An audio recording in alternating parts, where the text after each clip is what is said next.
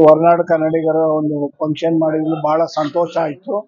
ಇದನ್ನೇ ಮುಂದೆ ರೀತಿಯಲ್ಲಿ ಅಲ್ಲಿ ಕಾರ್ಮಿಕರಿಗೆ ಬಹಳ ಅನ್ಯಾಯ ಆಗ್ತಾ ಇದೆ. ಅದನ್ನು ಹೋರಾಟ ಮಾಡಿ ಕಾರ್ಮಿಕರಿಗೆಲ್ಲ ಪರಿಹಾರ ಕೊಡಿಸ್ಬೇಕು. ಇದುವರೆಗಾಗಿ ಅಲ್ಲಿ ಪೆನ್ಷನ್ ಕೂಡ ಕೊಟ್ಟಿಲ್ಲ. ಸುಮಾರು ಎಷ್ಟೋ ಜನ ಸತ್ತು ಹೋಗಿದ್ದಾರೆ ಅಲ್ಲಿ. ಆದ್ರಿಂದ ದಯವಿಟ್ಟು ಎಲ್ಲರೂ ಸೇರ್ಕೊಂಡು ನಮ್ಮ ಒಟ್ಟಾಗಿ ಎಲ್ಲ ಸಂಘ ಸಂಸ್ಥೆಗಳಿಗೆ ಯಾರು ನಮ್ಮ ಕನ್ನಡ ಬಾಂಧವಗಳು ಹೊರನಾಡು ಕನ್ನಡಿಗರು ನಾವು ಹೋರಾಟ ಮಾಡಿ ಅದಕ್ಕೆ ಸಹಕಾರ ಕೊಡಬೇಕು. ಇಲ್ಲಿನ ಮಾನ್ಯ ಮುಖ್ಯಮಂತ್ರಿಯವರಿಗೆ, ಅಲ್ಲಿ ತಮಿಳುನಾಡು ಮುಖ್ಯಮಂತ್ರಿಯವರಿಗೆ ನಮ್ಮ ಅಲ್ಲಿ ಇರೋರಿಗೆ ನೆಲೆ ಕೊಡಬೇಕು, ಮತ್ತೆ ಅವ್ರಿಗೆ ಜಮೀನು ಕೊಡಬೇಕು ಅಂತ ಕೇಳ್ಕೊಂಡು ಅಲ್ಲಿ ವಿದ್ಯಾಭ್ಯಾಸಕ್ಕೆ ಕನ್ನಡ ಸಂಘಗಳನ್ನ ಬೆಳೆಸಬೇಕು. ಅಲ್ಲಿ ರೋಡ್ಗಳು ಸರಿ ಇಲ್ಲ, ಕಾರ್ಮಿಕರಿಗೆ ಬಹಳ ಅನ್ಯಾಯ ಆಗ್ತಾ ಇದೆ. ಅದನ್ನೆಲ್ಲ ಸರಿಪಡಿಸ್ಬೇಕಂತ ನಾನು ಎಲ್ಲ ಕಳಕಳಿಯಿಂದ ಹಿರಿಯರಿಗೆ ಮುಖಂಡರುಗಳಿಗೆ ನಾನು ಕೇಳ್ಕೊಳ್ತಾ ಇದ್ದೀನಿ. ನಾನು ಚೆಲುನಾರಾಯಣ ಅಂತ, ಪತ್ರಿಕಾ ಸಂಪಾದಕರು, ಕರ್ನಾಟಕ ರಾಜ್ಯ ದಲಿತ ಹೋರಾಟ ಸಮಿತಿ ಅಧ್ಯಕ್ಷರು, ಮತ್ತೆ ಡಾಕ್ಟರ್ ಅಂಬೇಡ್ಕರ್ ಪತ್ರಿಕೆ ಸಂಪಾದಕರು, ಮತ್ತೆ ಅಂಬೇಡ್ಕರ್ ಪ್ರಶಸ್ತಿ ವಿಜೇತರು, ಕರ್ನಾಟಕ ರಾಜ್ಯೋತ್ಸವ ಪ್ರಶಸ್ತಿ ವಿಜೇತರು. ನನ್ನ ಹೆಸರು ಕೃಷ್ಣಮೂರ್ತಿ. ನಾನು ನೀಲಗಿರಿ ಜಿಲ್ಲಾ ನ್ಯಾಯಾಲಯದಲ್ಲಿ ಕೆಲಸ ಮಾಡಿ ರಿಟೈರ್ಡ್ ಆಗಿ ಬೆಂಗಳೂರಿಗೆ ಬಂದಿವಿ. ನಾವು ಸುಮಾರು ಅಲ್ಲೇ ಹುಟ್ಟು ಬೆಳೆದಿತ್ತು, 60 ವರ್ಷ ಅಲ್ಲಿದ್ದು. ಈಗ ರಿಟೈರ್ಡ್ ಆಗಿ ಇಲ್ಲಿ ಬಂದಿದ್ದೀವಿ. ಅಲ್ಲಿ ಮಹಾವೀರ್ ಪ್ಲಾಂಟೇಶನ್ ಎಸ್ಟೇಟ್ಲಿ ನಮ್ಮ ಟಿಪ್ಪು ಸುಲ್ತಾನ್ ಕಾಲದಲ್ಲಿ ಇಲ್ಲಿ ಬರಗಾಲ ಆದಾಗ ಅಲ್ಲಿ ಹೋಗಿ ನಾವು ಎಸ್ಟೇಟ್ ಇದು ಮಾಡಿ ಒಂದು 1300 ಕುಟುಂಬ ಇವತ್ತ ಏನು ಕಂಪನಿಯಿಂದ ಏನು ಕೊಡದಲೆ 1992 ಎರಡನೇ ವರ್ಷದಲ್ಲಿ 1992 ವರ್ಷದಿಂದ ಅಲ್ಲಿ 40 ವರ್ಷ ಕೆಲಸ ಮಾಡಿದವರಿಗೆ ಗ್ರ್ಯಾಜುಟಿ PF ಅವರಿಗೆ ಸಂಬಳಗಳು ಏನು ಕೊಡದಲೆ 20 ವರ್ಷದಿಂದ 2001 ಡಿಸೆಂಬರ್ ತಿಂಗಳಲ್ಲಿ ಲಾಕ್ಔಟ್ ಮಾಡಿ ಇದುವರೆಗೂ ಏನು ಇದು ಮಾಡಿಲ್ಲ. ಈ ಸಂಘದ ಪ್ರಕಾರದಲ್ಲೆಲ್ಲ ನೋಟಿಸ್ ಕೊಟ್ಟಿದ್ದೀವಿ. ಈಗ ಈ ಕರ್ನಾಟಕ ಸರ್ಕಾರದ ಒಂದು ಇದು ಮಾಡಿ ತಮಿಳುನಾಡು ಸರ್ಕಾರಕ್ಕೆ ಇದು ಮಾಡಿ ಅವ್ರ 1300 ಕುಟುಂಬರು ಮಕ್ಕಳು ಇಲ್ಲೇ ಅವರೇ, ಇನ್ನೂ ಅಲ್ಲೇ ಅವರೇ. ನಮ್ಮ ತಾಯಿ ತಂದೆಗಳೆಲ್ಲ ಇನ್ನೂ ಅಲ್ಲಿ ಕೆಲಸ ಮಾಡ್ದಲ್ಲ ಅವರೇ. ಭಾರಿ ಕಷ್ಟದಲ್ಲಿ ಅವರೇ. ಇದಕ್ಕೆ ಕಷ್ಟವನ್ನು ಪರಿಹಾರ ಮಾಡಬೇಕು. ನಮ್ಮ ಇದು ಕರ್ನಾಟಕ ಸರ್ಕಾರದವರು ಮಾಡಬೇಕು. ನನ್ನ ಇಲ್ಲಿ ಈ ಹೊರನಾಡು ಕನ್ನಡಿಗರ ಸಂಘಕ್ಕೆ ಈ ಕ್ಯಾಲೆಂಡರ್ 2025 ವರ್ಷ ಕ್ಯಾಲೆಂಡರ್ ಬಿಡುಗಡೆಯಾಗಿ ಚೀಫ್ ಗೆಸ್ಟ್ ಆಗಿ ನನ್ನ ಇನ್ವೈಟ್ ಮಾಡಿರೋದಕ್ಕೆ ನನಗೆ ಭಾರಿ ಸಂತೋಷ ಆಯ್ತದೆ. ಇಲ್ಲಿ ಇದು ನೀಲಗಿರಿಯಿಂದ ಈ ಸುಮಾರು 20-30 ವರ್ಷದಲ್ಲಿ ನೋಡಿದ ಫ್ರೆಂಡ್ಸ್ಗಳನ್ನ ಇವತ್ತೆಲ್ಲಾರನ್ನು ನೋಡಿದ್ದಕ್ಕೆ ಭಾರಿ ಸಂತೋಷ ಆಯ್ತು. ಸರ್, ನನ್ನ ಹೆಸರು ಗಂಗಾಧರೆ ಅಂತ. ನಾನು ಕೂಡ ಈ ನೀಲಗಿರಿ ಒಡನಾಡಿಗಳ ಸಂಗಮದ ಕಾರ್ಯದರ್ಶಿಯಾಗಿ ಕಾರ್ಯನಿರ್ವಹಿಸ್ತಾ ಇದ್ದೀನಿ. ಇವತ್ತು ಕ್ಯಾಲೆಂಡರ್ ಬಿಡುಗಡೆ ಸಮಾರಂಭವನ್ನು ನಾವು ಹಮ್ಮಿಕೊಂಡಿದ್ವಿ. ಇದರ ಉದ್ದೇಶ ಏನಪ್ಪ ಅಂತಂದರೆ, ಎಲ್ಲ ನೀಲಗಿರಿ ಬಂಧುಗಳು ಒಗ್ಗಟ್ಟಾಗಿ ಸೇರಿ ನಮ್ಮ ಒಂದು ಏನು ಧ್ಯೇಯ ದಿವಸಗಳಿದೆ ಅದನ್ನು ಈಡೇರಿಸ್ಕೊಳ್ಳೋಕ್ಕೋಸ್ಕರ ಇಲ್ಲಿ ಬಂದು ಎಲ್ಲ ನೆಲೆಸಿರ್ತೇವೆ. ಈ ನಮ್ಮ ಉದ್ದೇಶ ಏನು ಅಂತಂದರೆ, ಶಿಕ್ಷಣಕ್ಕೆ ಒತ್ತು ನೀಡುವಂಥದ್ದು ಹಾಗೂ ಆರೋಗ್ಯಕ್ಕೆ ನಮ್ಮಲ್ಲಿ 2 ನಿಯಮವನ್ನು ಮಾಡ್ಕೊಂಡಿದ್ದೇವೆ. ಒಂದು ಶಿಕ್ಷಣ ನಿಧಿ, ಒಂದು ಆರೋಗ್ಯ ನಿಧಿ. ನಮ್ಮ ಮಕ್ಕಳಿಗೆ ಆರೋಗ್ಯ ಇಂಪಾರ್ಟೆಂಟ್ ಆಗಿರುತ್ತೆ.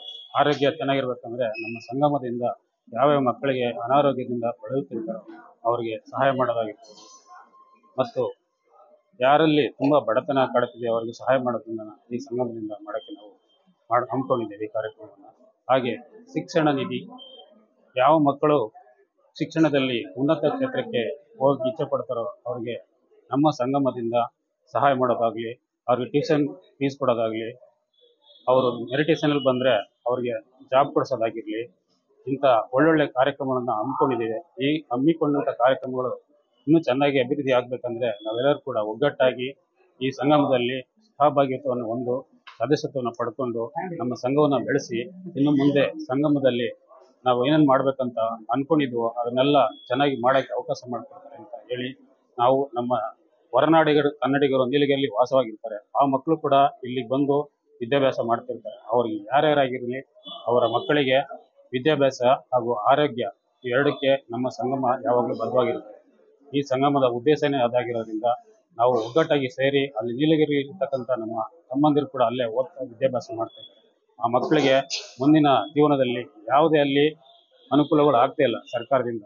ಅಲ್ಲಿ ಸರ್ಕಾರ ನಾವಿದ್ದಾಗ ಎಸ್ ಎಲ್ ಸಿ ತನಕ ನಾವು ಅಲ್ಲಿ ಓದಿ ಬಂದಿದ್ದು. ಅದಾದ್ಮೇಲೆ ನಾವು ಪದವಿಯನ್ನು ನಾವು ಕರ್ನಾಟಕದಲ್ಲಿ ಬಂದ್ ಮಾಡಬೇಕಾಗಿತ್ತು. ಹಾಗಾಗಿ ಅಲ್ಲಿನ ಮಕ್ಕಳು ಇನ್ನೂ ಚೆನ್ನಾಗಿ ಓದಲಿ. ಮಾನಸ ಗಂಗೋತ್ರಿ ಮೈಸೂರಿಂದ ನಮಗೆ ಸಹಾಯ ಮಾಡ್ತಾರೆ ಕನ್ನಡ ಮೀಡಿಯಂ ವಿದ್ಯಾರ್ಥಿಗಳು. ಇವಾಗ ಅದು ಕೂಡ ನಿಲ್ಲೋ ಸಂದರ್ಭ ಬಂದ್ಬಿಟ್ಟಿದೆ. ಹಾಗಾಗಿ ಕರ್ನಾಟಕ ಸರ್ಕಾರ ಎಚ್ಚೆತ್ಕೊಂಡು ನಮ್ಮ ಮಕ್ಕಳಿಗೆ ಸಹಕಾರ ನೀಡಬೇಕಂತ ಕೇಳ್ಕೊತಾ ಇದ್ದೀವಿ. ಹಾಗೆ ಅಲ್ಲಿ ಮಕ್ಕಳು ಕೂಡ ಶಾಲೆಗೆ ಹೋಗೋಕ್ಕಾಗ್ಲಿ ಬರೋಕ್ಕಾಗ್ಲಿ ಯಾವುದೇ ಬಸ್ಸಿನ ವ್ಯವಸ್ಥೆ ಇರೋದಿಲ್ಲ, ರಸ್ತೆಗಳು ಸರಿ ಇರೋದಿಲ್ಲ, ಯಾವುದೇ ಅನ್ನೋ ವ್ಯವಸ್ಥೆಗಳು ಸರಿ ಇಲ್ಲದಿರೋದ್ರಿಂದ ನಾವು ಕೂಡ ಸರ್ಕಾರಕ್ಕೆ ಮನವಿ ಮಾಡ್ಕೊಂಡಿರ್ತೇವೆ. ಆ ಮನವಿಗೆ ಎಲ್ಲರೂ ಹೋಗೊಟ್ಟು ನಮ್ಮ ಮನವಿಯನ್ನು ಸ್ವೀಕರಿಸಿದ್ದಾರೆ. ಮುಂದಿನ ಕಾಲದಲ್ಲಿ ಅದೆಲ್ಲ ಅನುಕೂಲವಾಗಿ ನಡೀಲಿ ಅಂತ ಈ ಮೂಲಕ ಕೇಳ್ಕೊತಾ ಇದ್ದೀವಿ. ನನ್ನ ಹೆಸರು ಯಶ ಶಿವಮೂರ್ತಿ ಅಂತೇಳಿ. ನಾನು ಕರ್ನಾಟಕ ಸರ್ಕಾರ ಶಿಕ್ಷಣ ಇಲಾಖೆಯಲ್ಲಿ ಪ್ರಾಥಮಿಕ ಶಾಲಾ ಮುಖ್ಯೋಪಾಧ್ಯಾಯರಾಗಿ ಕಾರ್ಯನಿರ್ವಹಿಸ್ತಾ ಇದ್ದೀನಿ. ಸುಮಾರು 36 ವರ್ಷಗಳ ಸೇವೆಯನ್ನು ಸಲ್ಲಿಸಿದ್ದೇನೆ. ಈ ನೀಲಗಿರಿ ಒಡನಾಡಿಗಳ ಸಂಗಮದಲ್ಲಿ ನಾನು ಸಕ್ರಿಯ ಕಾರ್ಯಕರ್ತರಾಗಿ ಕೆಲಸ ನಿರ್ವಹಣೆ ಮಾಡ್ತಾ ಇದ್ದೇವೆ. ಇದು ನಮ್ಮ ಕರ್ನಾಟಕ ರಾಜ್ಯದಿಂದ ಹಿಂದೆ ಬರಗಾಲದ ನಿಮಿತ್ತ ತಮಿಳುನಾಡಿಗೆ ಟೀ ಪ್ಲಾಂಟೇಶನ್ಗೆ ಹೋದಂತ ಸಂದರ್ಭದಲ್ಲಿ ಎಲ್ಲ ನಾವು ವಲಸೆ ಹೋಗಿ ಇರ್ತಕ್ಕಂಥವ್ರು, ಇಲ್ಲಿ ಕೂತಿರೋ ಎಲ್ಲರೂ ಕೂಡ ಪರಿಶಿಷ್ಟ ಜಾತಿಗೆ ಸೇರಿದವರು ಎಲ್ಲರೂ ಕೂಡ ಯಾವುದೇ ಜಾತಿಗೆ ಸೀಮಿತವರಾದರಲ್ಲ. ನಮ್ಮ ಹಿರಿಯವರು ಕೂಡ ನಮಗೆ ಯಾವುದೇ ಒಂದು ಕೀಳರಿಮೆಯನ್ನ ಬೆಳೆಸಲೇ ಒಳ್ಳೆ ಉತ್ತಮ ಸಾಂಸ್ಕೃತಿಕ ಮೌಲ್ಯಗಳನ್ನ ಬೆಳೆಸ್ತಂತವ್ರು ಎಲ್ಲರೂ ಕೂಡ ತಮಿಳುನಾಡಿನಲ್ಲಿ ಜೀವನ ಮಾಡಿ ಕರ್ನಾಟಕದಲ್ಲಿ ವಿದ್ಯಾಭ್ಯಾಸ ಮಾಡಿ ಉನ್ನತವಾದ ಹುದ್ದೆಗಳಲ್ಲಿ ಇದ್ದೀವಿ. ಈಗ ನಮ್ಮ ಮೂಲ ಉದ್ದೇಶ, ಈ ದಿನದ ಉದ್ದೇಶ ಕ್ಯಾಲೆಂಡರ್ ಬಿಡುಗಡೆ ಮಾಡ್ತಕ್ಕಂಥದ್ದು ಮತ್ತೆ ಸನ್ಮಾನ ಮಾಡ್ತಕ್ಕಂಥ ಕಾರ್ಯಕ್ರಮ ಇಟ್ಕೊಂಡಿದ್ವಿ.